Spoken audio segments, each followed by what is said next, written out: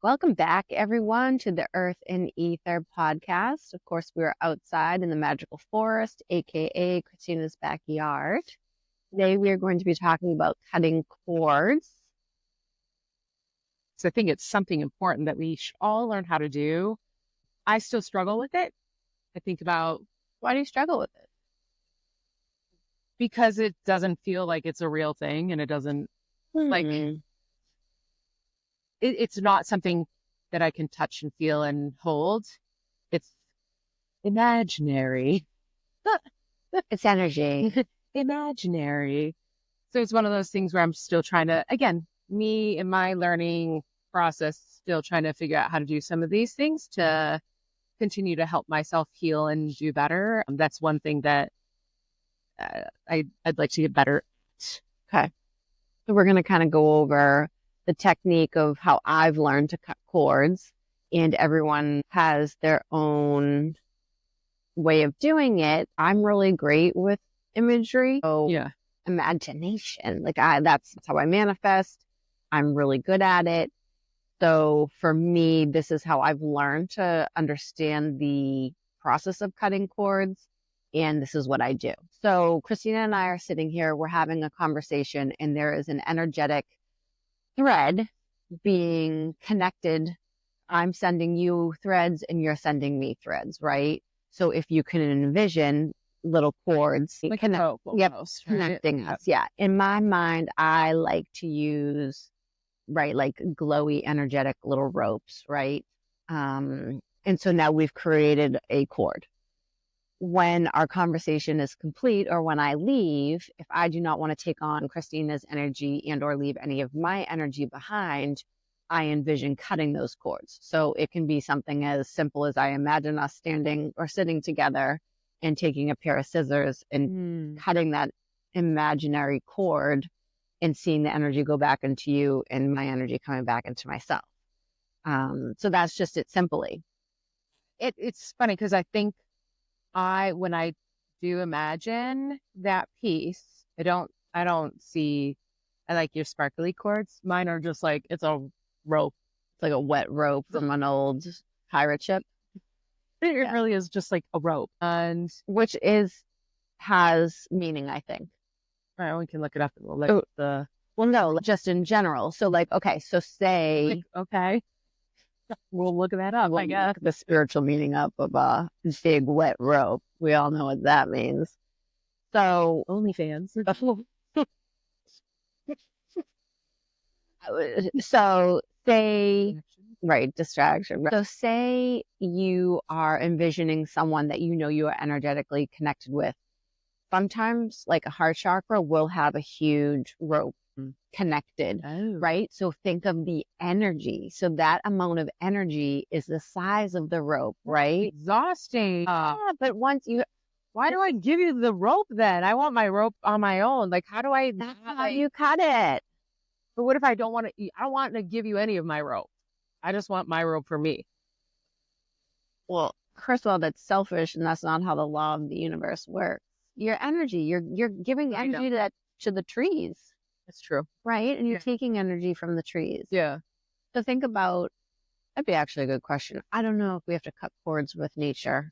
I don't think we do, because you're supposed to, we're going to have to find somebody to ask that questions with, because you're always pulling energy. Like if I'm unbalanced, I'll pull energy from trees, and obviously the Schumann resonance. Right. It's the frequency of the planet. So that's why we go outside barefoot. Right. We are connected to everything around us, and it's that cord, it's that energy connection. And I think it's a matter of how do you cut those things. I think I've always stopped at the cutting part, where I kind of envision like, oh, I'm going to cut this, but I don't actually cut. I'm just saying in my imagination, like, oh, I see this things that are attached to you. I'm going to cut it, but I don't actually envision the cords going back to the other person or that individual or to myself even. Like I don't take my shit back. Yeah. So then you're leaky energy everywhere and you wonder why you're exhausted. Correct. And PSA. Yeah, we're done. Right. So then you're giving all of your energy away. To energy vampires, no, you're responsible for your energy and you are exhausted and feel like shit, Which that makes sense. which makes sense. Do you cut your cords from everything, or how do you what, or do you also like protect yourself and already start cutting cords? I mean, we made a joke about going into like a grocery store, market basket, whatever. Do you start to already cut those cords? Do you cut cords before going into something? So Does that make sense? a cord is only created when you have an interaction, I believe, with someone. So say, this is interesting. Let's explain it like this. So you have that coworker at work, you have that person, that relationship that has ended, you have partners, spouses, even children. This isn't like you're cutting them off from your life. This is just so that you're keeping your energy in your bubble for you to function at, like, if your phone isn't charged, it doesn't work properly. And then it's always on low. You're always trying to charge it. It's never fully charged. That's you, right? So think of it that way, right? So if I am even with the dog and you don't want to take on all their energy, and then this is quantum entanglement too. So like, say you and I are super connected and we live in the same house and we never cut cords and we're constantly swapping energy. You will feel quantum entanglement. Whatever I feel, you will feel. I don't want to put that on you and I don't want to take on your stuff. Does that make sense? Yep. Same with the dog. I don't want the dog dealing with what I'm dealing with. Okay. The children, they're very emotional. They're overwhelmed. They haven't learned to regulate their emotions. You're not cutting your children off.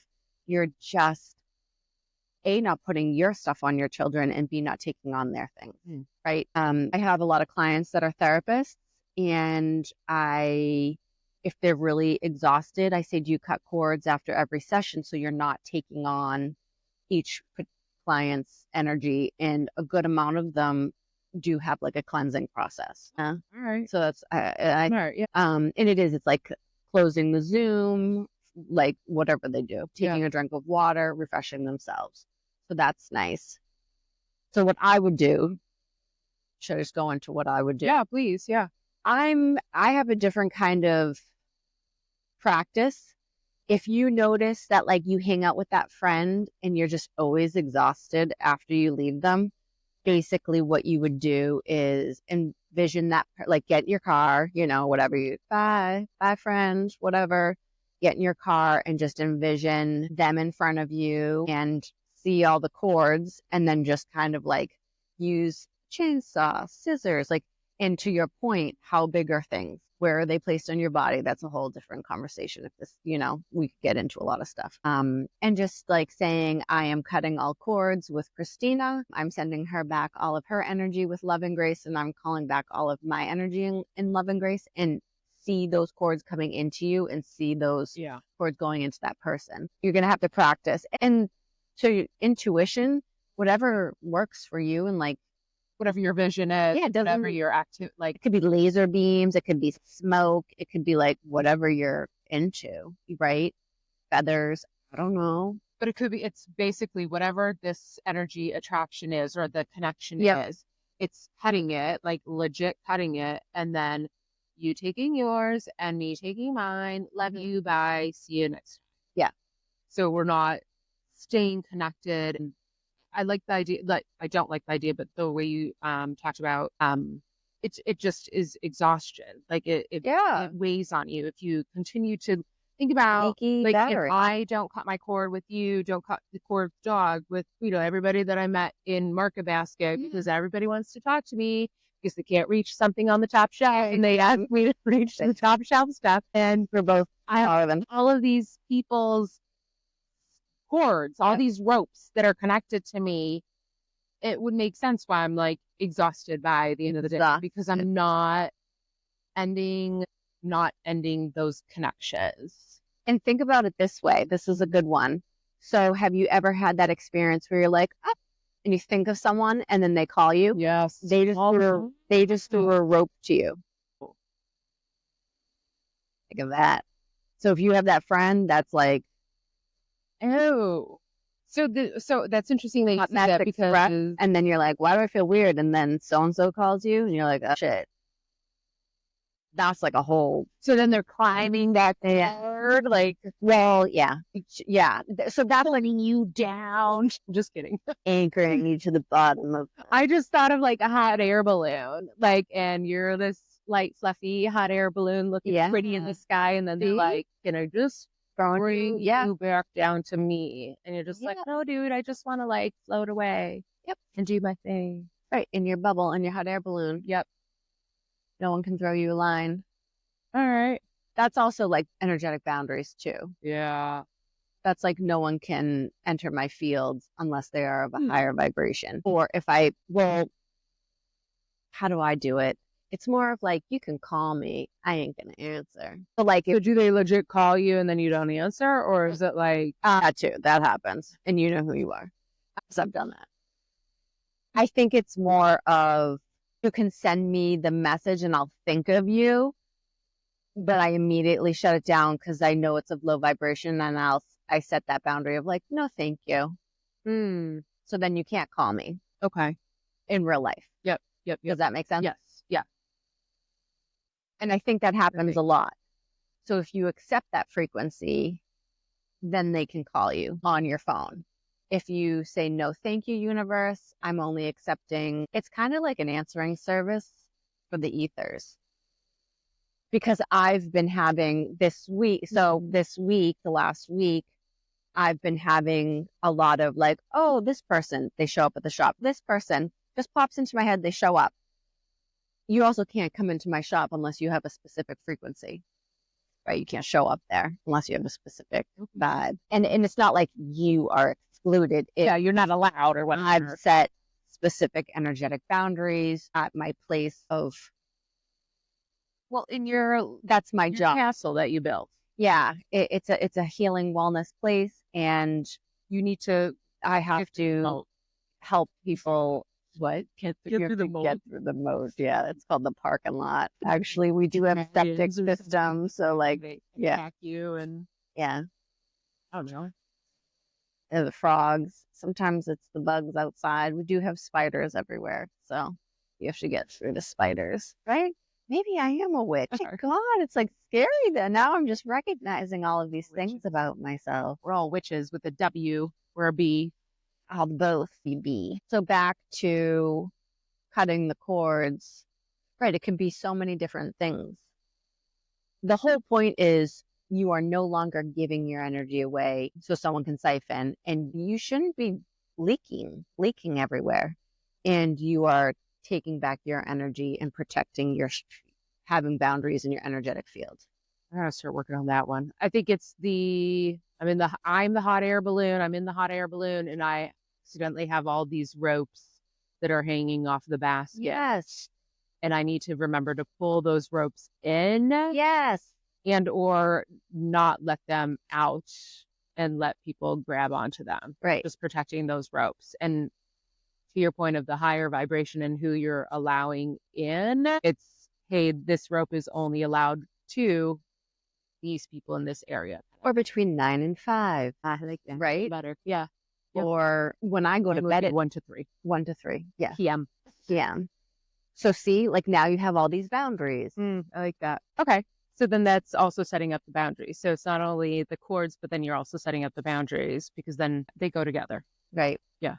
And so say this is let's get into an emotionally charged heart chakra, huge rope. Yep. That takes time to cut down, right? I want to say that you can ask for help from your spirit guides and or from your angels. So I like to call in Archangel Michael if it's something really big and I have a really big, thick, charged heart chakra or root chakra. Sometimes, usually it's heart chakra. I haven't noticed anything super big on like a root chakra from me. And I think it's where you're most susceptible. So obviously like my heart chakra in that moment was susceptible, but I'll call in Archangel Michael and he'll come down and I'm just like, help me cut this cord. And I imagine him slicing it with a huge sword, whatever, and seeing the energy go back to that person. And sometimes I have to do it a lot. like with the same person. Like multiple times Multiple over times. multiple days, weeks, Yes, months, years. whatever it is. Yeah. Yeah. Time. Yeah.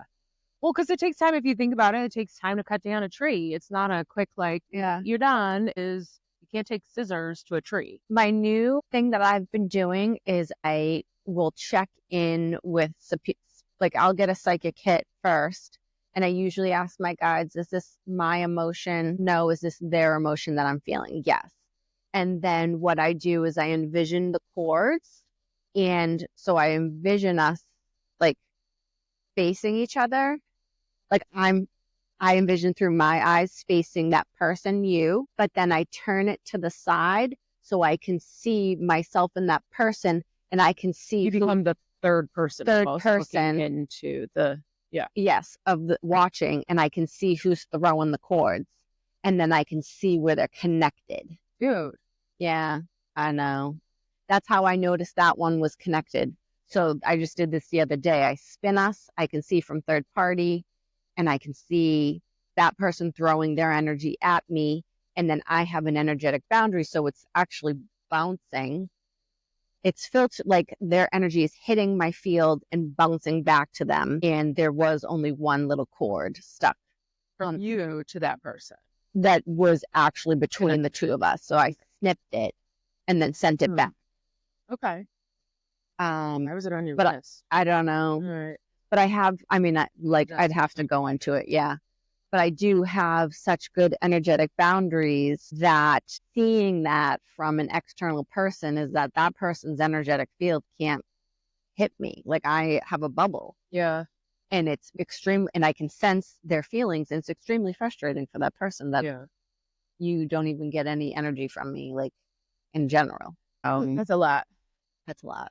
But that's where you're at, like at a 101 level. Basics 101. It's taking the scissors, chainsaw, the axe, whatever that tool is, and cutting the rope, cord, string, thread, whatever is connecting you to that person. Right. From person to person, or you can just do it at night before you go to bed and just say, I'm cutting cords from everyone I came in contact today, sending them all their energy with love and grace, and I'm calling back my energy with love and grace. I really envision my energy coming back into my body.